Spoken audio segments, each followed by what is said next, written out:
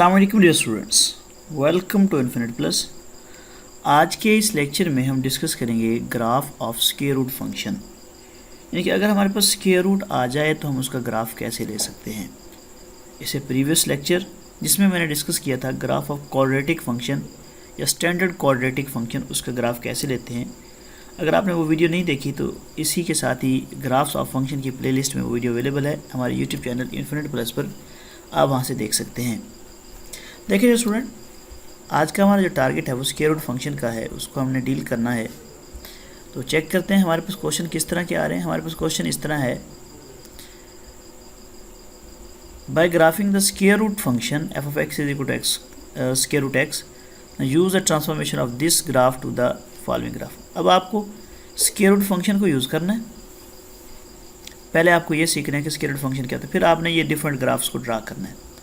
देखिए स्टूडेंट, ये कोई इतनी मुश्किल बात नहीं है, लेकिन बात सीखनी तो पड़ेगी।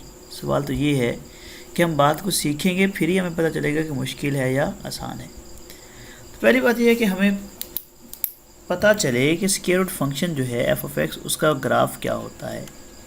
अगर f of x is equal to square root x है तो इसका ग्राफ हमारे पास क्या होगा।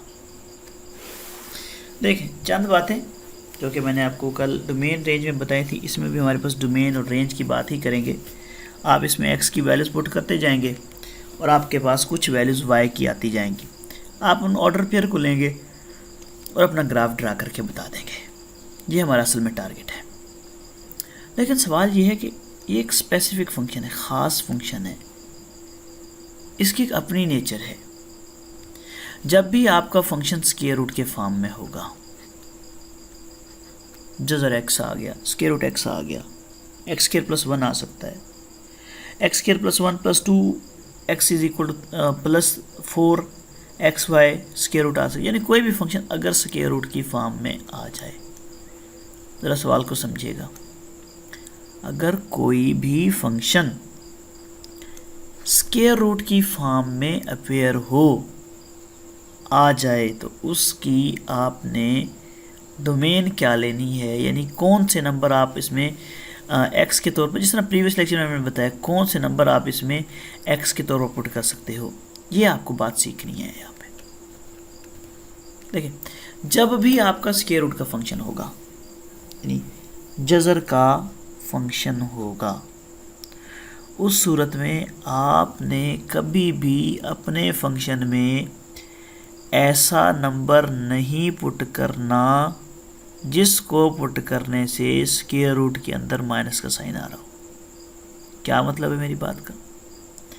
मैं ये कह रहा हूँ, जब भी आप स्क्वायर रूट के फंक्शन को डिस्कस करो, जजर के फंक्शन को डिस्कस करो, आपने उसकी डोमेन में जो आप वैल्यू पुट करते हैं, पिछले लेक्चर को आपने देखा होगा, उसमें आप वैल्यूज पुट करते हो, 0 पुट करते थे, 1 2 3 4, इसी तरह फिर -1 -2 -3 -4 ये वैल्यूज पुट करते थे।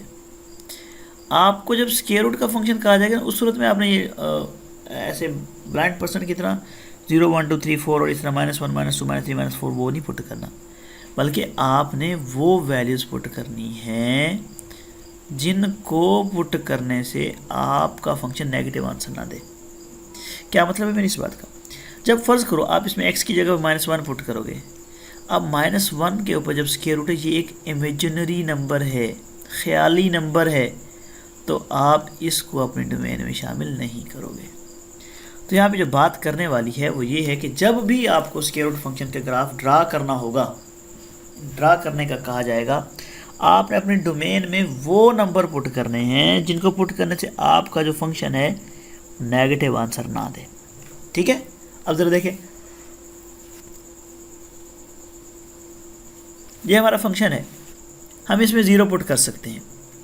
0 पुट करने पर आंसर क्या आएगा? 0। हम इसमें -1 पुट नहीं कर सकते, क्योंकि जब हम इस फंक्शन में -1 पुट करेंगे हमारा जवाब नेगेटिव -1 की फॉर्म में आएगा, और माइनस नेगेटिव जो होता है वो हमारे पास कॉम्प्लेक्स वो होता है, अयोटा होता है, यानी कि इमेजिनरी नंबर होता है, तो उसको हम डिस्कस ही नहीं करते।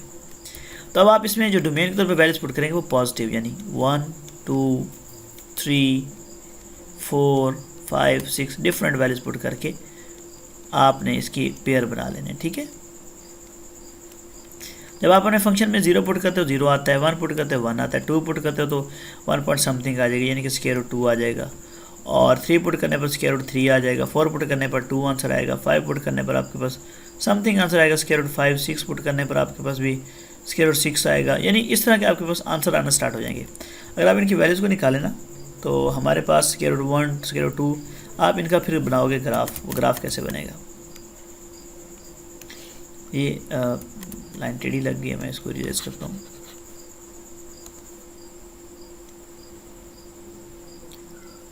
X axis, y axis. अब आपके डोमेन में कौन से नंबर्स हैं डियर स्टूडेंट्स, जरा वो आप देख लें एक दफ़ा और से। डोमेन में नंबर है 0, 1, 2, 3, 4, 5। माइनस नंबर क्यों नहीं पुट किए, माइनस नंबर हमने इसलिए नहीं पुट किए क्योंकि जब हम अपने फंक्शन में नेगेटिव पुट करेंगे तो हमारा फंक्शन स्क्वायर रूट के अंदर माइनस का साइन देगा, और वो नंबर जिनको पुट करने पर आपका फंक्शन जो है स्क्वायर रूट के अंदर नेगेटिव का नंबर देता है, नेगेटिव का साइन देता है, वो नंबर आप अपनी डोमेन में नहीं लेते हैं, ठीक है। अब आपने इन नंबर्स का ना ग्राफ बना लेना है, ठीक है। वो स्केचिंग बड़ी आसान है। आप पेयर ले लो, आपका एक पेयर है 0, 0 का है, दूसरा 1, 1 का है, फिर 2 स्क्वायर रूट 2 का है, 3 स्क्वायर रूट 3 का है, और 4 जो है 4 स्क्वायर रूट 4 का आंसर क्या आएगा 2। यानी इसमें आपके आंसर्स आ रहे हैं। ये स्क्वायर रूट 4 वाले को मैंने 2 लिख दिया है, आई थिंक सो। यहाँ पे स्क्वायर रूट 2 आएगा, यहाँ पे स्क्वायर रूट 3 आएगा। अब देखिए स्क्वायर रूट 2 का मतलब होगा 1 पॉइंट समथिंग होगा, क्योंकि ये एक इरेशनल नंबर है। 1 पॉइंट समथिंग हम इसको कंसिडर करते हैं। इस तरह स्क्वायर रूट 3 भी हमारे पास 1 पॉइंट समथिंग होगा। अब आपने इनका ग्राफ कैसे बनाना है, आपने वही जो मैंने आपको प्रीवियस लेक्चर में बताया कि आपने अपनी जो ऑर्डर पेयर में नंबर आ रहे हैं इनको उठाना और अपने स्केलिंग पर ड्रा कर देना, यानी 1, 2, 3, 4, 5, 6, 7, 1, 2, 3, 4, 5, 6, 7। ये नेगेटिव नंबर या पॉजिटिव नंबर है एक्स के। 1, 2, 3, 4, 5, 6, 7, 1, 2, 3,